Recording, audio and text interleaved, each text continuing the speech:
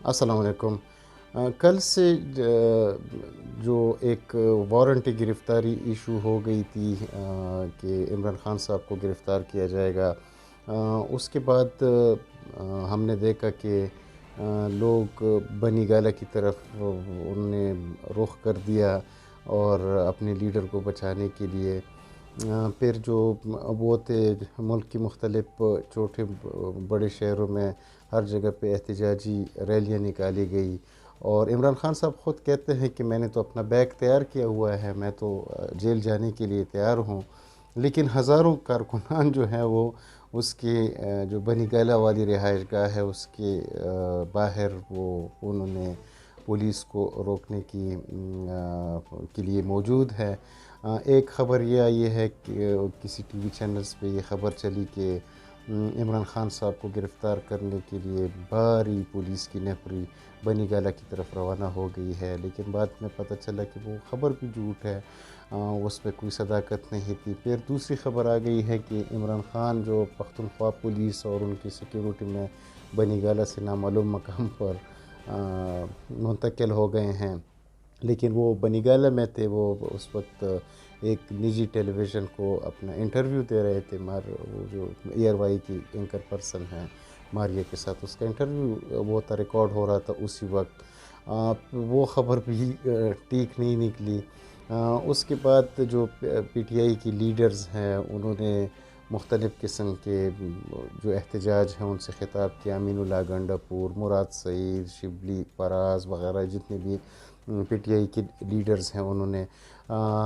اور انہوں نے کہا کہ عمران خان ہماری ریڈ لائن ہے، مطلب اس کو کوئی گرفتار نہیں کر سکتا۔ پھر اس کے بعد کل آج صبح، آج چونکہ اتوار کا دن تھا اور اتوار کے دن صبح خبر آ گئی کہ اسلام آباد ہائی کورٹ میں کے دروازے کھل گئے ہیں اور وہاں پہ عملہ آنا شروع ہو گیا ہے، تو پتہ چلا کہ عمران خان صاحب کی ضمانت کے لیے ہائی کورٹ کے دروازے کھول دیے گئے ہیں۔ اور اس کے بعد بابر اعوان صاحب عدالت میں گئے اور وہاں پہ عمران خان صاحب کو عبوری ضمانت مل گئی۔ اچھا، اس میں ابھی دیکھو نا، جسٹس کا جو سسٹم ہے اس میں یہ ہے کہ اگر کوئی عام بندہ عدالت سے ضمانت لیتا ہے تو سنڈے کو تو عدالت کسی کے لیے بھی نہیں کھول سکتی، اور دوسرا یہ ہے کہ جو ملزم ہوتا ہے جس کے خلاف وارنٹی گرفتاری ہو تو اس بندے کا وہاں پہ وہ بائیو میٹرک ہوتا ہے عدالت میں، اس کی پریزنس جو ہے وہ جو نارمل پروسیجر ہے اس میں اس کو وہاں پہ پیش ہونا پڑتا ہے، لیکن عمران خان صاحب کے لیے چونکہ اسپیشل وہ ہے پریویلیج ہے کہ اس کو یہ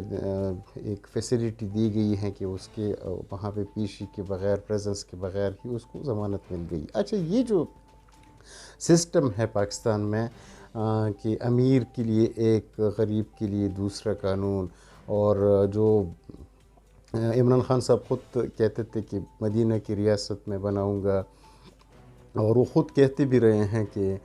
دو پاکستان نہیں بلکہ ایک پاکستان، لیکن جب اس کی ذات کا معاملہ آ جاتا ہے تو اس میں پھر وہ دو پاکستان نہیں ہوتے، پھر عمران خان کا پاکستان علیحدہ ہوتا ہے اور دوسرے لوگوں کا علیحدہ ہوتا ہے۔ تو یہ جو چیز ہے اس پہ ہم بات کریں گے کہ یہ جو پولیٹیکل انجسٹ ہے یا جو وہ ہیں انصاف کا جو قانون ہے وہ پاکستان میں غریبوں کے لیے ایک طرح ہے اور امیروں کے لیے دوسری طرف ہے، اور اس جو حالت بن گئی ہے اس میں بھی بہت زیادہ جو برداشت ہے پولیٹیکل وہ ہاتھ سے نکل رہا ہے۔ ایک چھوٹی سی ویڈیو ہے، ایک بندہ ہے جو پشاور سے آ رہا ہے، اور اس کی ذرا آپ اس ویڈیو کو دیکھ کے اس کی ذرا لینگویج چیک کریں، اس کے بعد ہم اس ویڈیو کو اور اس جو سیاسی ماحول بن گیا اس پہ بات کرتے ہیں آگے۔ عمران خان، میں نے گاڑی سٹارٹ کی اور ابھی میں پشاور سے نکل رہا ہوں، اور امپورٹڈ حکومت سن لے، امپورٹڈ حکومت سن لے، آ جاؤ مجھے روکو، میں آ رہا ہوں، میں آ رہا ہوں، سن لے رانا ثناء اللہ، میں نے قسم کھائی ہے آپ کو نہیں چھوڑوں گا، मैं नहीं छोड़ूंगा आपको। یہ ویڈیو آپ نے دیکھا کہ وہ ایک بندہ ہے اور وہ کہہ رہا ہے کہ میں آ رہا ہوں رانا ثناء اللہ، میں آپ کو دیکھ لوں گا، میں یہ کروں گا، میں وہ کروں گا۔ تو یہ حالت بن گئی ہے پاکستان میں جو سیاسی ماحول ہے اس کی۔ اور یہ جو ایج پہ ہم کھڑے ہیں، میں نے پچھلے دنوں بھی اس پہ تھوڑی سی بات کی تھی کہ ہم اگر مذہبی طور پر بھی ہیں یا ہم اگر پولیٹیکل وہ ہیں جو ماحول بن گیا ہے، اس میں یہ ہے کہ بس لڑائی کی طرف ہم چلے گئے ہیں، برداشت جو ہے وہ معاشرے میں ختم ہو گیا ہے۔ اور اس کی وجہ بھی یہی ہے کہ یہ جو پولیٹیکل پارٹیز ہیں ان میں یہ خود جمہوری نہیں ہے اور یہ ڈیموکریٹک انسٹیٹیوشنز ہیں، لیکن ان میں سب میں ڈیموکریسی ہے نہیں۔ جھوٹ یہی بولتے ہیں، لوگوں کو فریب یہی دیتے ہیں، اور لوگوں کو اس وقت لوگوں کو ان کی ضرورت ہوتی ہے جب ان کا ووٹ لینا ہوتا ہے، پھر یہ جب ایک دفعہ منتخب ہو جاتے ہیں تو پھر اس حلقے میں بھی نہیں جاتے، اس لوگوں میں بھی نہیں جاتے، اور پھر کالی شیشوں والی گاڑیوں میں جب یہ بیٹھ جاتے ہیں تو ان کو پھر یہ غریب عوام اور ان کی دکھ درد کچھ بھی ان کا اندازہ نہیں ہوتا۔ ابھی پچھلے دنوں جب آڈیو لیکس آئی تھی اس میں ہم نے دیکھا ہے کہ مریم نواز صاحبہ، ایک آڈیو لیکس میں اسی پہ بات کروں گا، اس میں اس نے وہ شہباز شریف کے ساتھ گفتگو کر رہی ہے، اور اس میں اس آڈیو لیکس میں وہ شہباز شریف صاحب کو کیا فرما رہی ہیں، پہلے اس آڈیو کو بھی سن لیتے ہیں، اس کے بعد اس پہ بات کرتے ہیں۔ کہ آپ نے سمری مسکرت کر دیے ہیں، پیسے تیل کی قیمتیں بڑھتی ہیں، یہ نہیں نعرہ تھا میں یہ کہہ رہی تھی کہ انیویٹیبل ہے، ہمیں بڑھانی پڑے گی۔ انکل ہمیں ساتھ ساتھ نا آپ کا امیج کسی اور طریقے سے بلڈ کر کے بہت امپورٹنٹ تھی۔ آج اگر وہ کہہ رہے تھے کہ آپ نے سمری مسکرت کر دیے ہیں، پیسے تیل کی قیمتیں بڑھتی ہیں، یہ نہیں نعرہ تھا میں یہ کہہ رہی تھی کہ انیویٹیبل ہے، ہمیں بڑھانی پڑے گی۔ انکل ہمیں ساتھ ساتھ نا آپ کا امیج کسی اور طریقے سے بلڈ کر کے بہت امپورٹنٹ تھی۔ آج اگر وہ کہہ رہے تھے کہ آپ نے سمری مسکرت کر دیے ہیں، پیسے تیل کی قیمتیں بڑھتی ہیں، یہ نہیں نعرہ تھا میں یہ کہہ رہی تھی کہ انیویٹیبل ہے، ہمیں بڑھانی پڑے گی۔ انکل ہمیں ساتھ ساتھ نا آپ کا امیج کسی اور طریقے سے بلڈ کر کے بہت امپورٹنٹ۔ اچھا، اس آڈیو میں مریم نواز صاحبہ شہباز شریف سے کہتی ہیں کہ آپ نے جو پیٹرول کی قیمت ہے ان کو بڑھانا ہوگا، اس پہ تو ہم ایشو بناتے ہیں اور یہی تو ہماری سیاست ہے۔ حالانکہ جب وہ پبلکلی جلسوں میں، جلوسوں میں یا پریس کانفرنسز میں وہ کہتے ہیں کہ یہ جو حکومت ہے، یہ جو مہنگائی یا بجلی کی ریٹس جو یہ انہوں نے زیادہ کر دیے ہیں، یا پیٹرول کی جو پرائسز یہ ہیں یہ زیادہ کر دی، اس کو میں سپورٹ نہیں کرتی۔ لیکن اندرونی خانہ جب وہ بیٹھ جاتی ہیں اپنے وزیر اعظم کے ساتھ، جب وہ انفارمل آپس میں ڈسکشن کرتے ہیں، تو اس میں وہ اس کو کہتی ہیں کہ آپ نے پیٹرول کے پرائسز کو آپ بڑھا دیں، کیونکہ اسی سے تو ہم ایشوز بناتے ہیں۔ تو یہ ان کا اصلی چہرہ ہے ان سیاستدانوں کا، کہ ان کی جو پولیٹکس ہیں وہ عوام کی خدمت نہیں ہے، بلکہ خود اپنا انٹرسٹ جو ہے اس کو وہ کرنا ہے، گین کرنا ہے۔ جتنی بھی پولیٹیکل پارٹیز ہیں اس میں جو ایک انہیریٹنس ہے کہ اگر ذوالفقار علی بھٹو تھا تو اس کے بعد بے نظیر بھٹو کو اس نے ٹرین کیا، اپنے بیٹی کو۔ پھر جب زرداری ہیں تو زرداری نے اس کے جو پیپلز پارٹی کی چیئرمین شپ ہے وہ بلاول بھٹو زرداری کو چھوڑ دیا، حالانکہ وہ اس کی عمر کم ہے، اور پیپلز پارٹی میں رضا ربانی،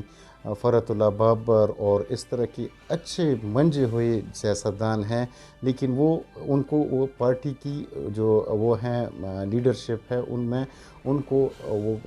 موقع نہیں دیا گیا، بلکہ اپنے بیٹی کے لیے انہوں نے یہ ایک وہ کر دیا ہے کہ وہ میرے بعد جب وہ میں مر جاؤں گا تو میری بات جو ہے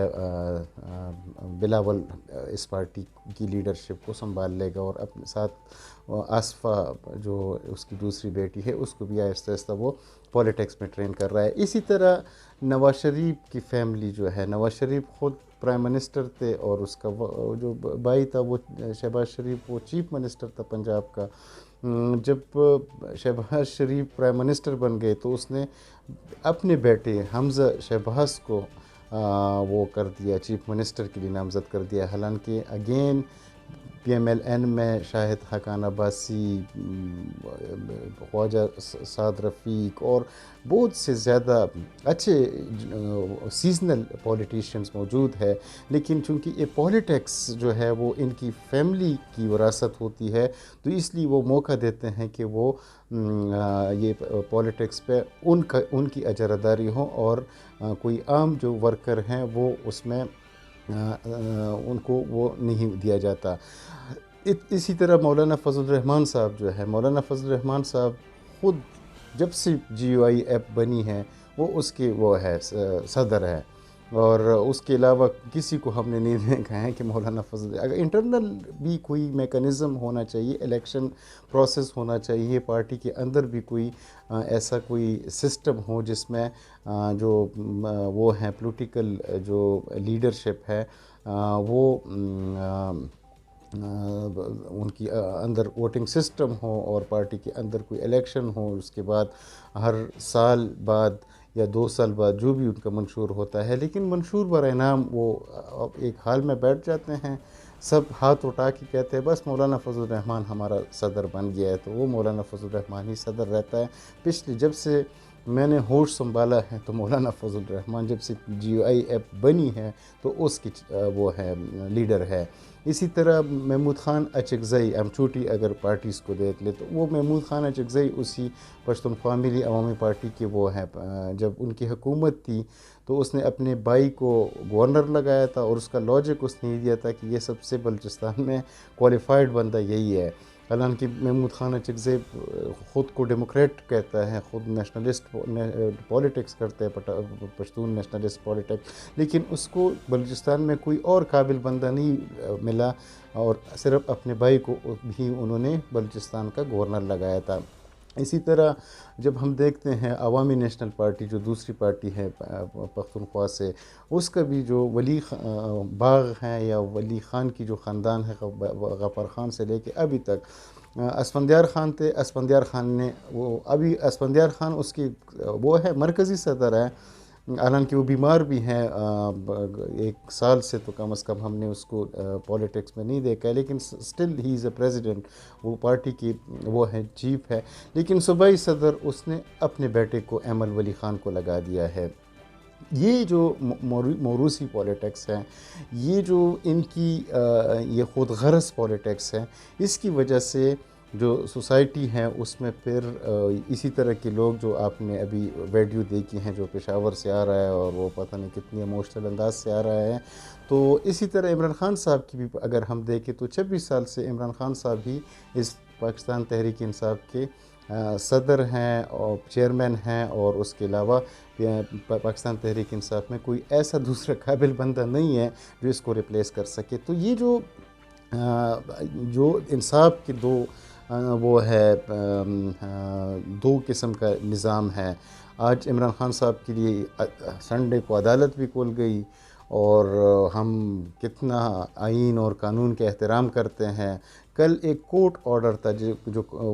وارنٹی گرفتاری ایشو ہو گیا تھا، عمران خان صاحب کہتے تھے کہ میں نے تو اپنا بیگ تیار رکھا ہوا ہے، میں تو گرفتاری دینے کے لیے تیار ہوں، لیکن ان کی ہزاروں جو کارکن اعلان کہ کل اسلام آباد میں بہت تیز ژالہ باری اور بارش تھی، رات کو موسم بہت خراب تھا، لیکن اس کے باوجود بھی ان کی جو ورکر تھے، جو کارکنان تھے، انہوں نے باہر اپنا پہرا دیا ہوا تھا کہ عمران خان صاحب ہماری ریڈ لائن ہے، اس کو تو ہم گرفتار کبھی بھی نہیں ہونے دیں گے۔ تو یہ جو دوہرا معیار ہے پاکستان کی جو سیاست کا جو دوہرا معیار ہے، جو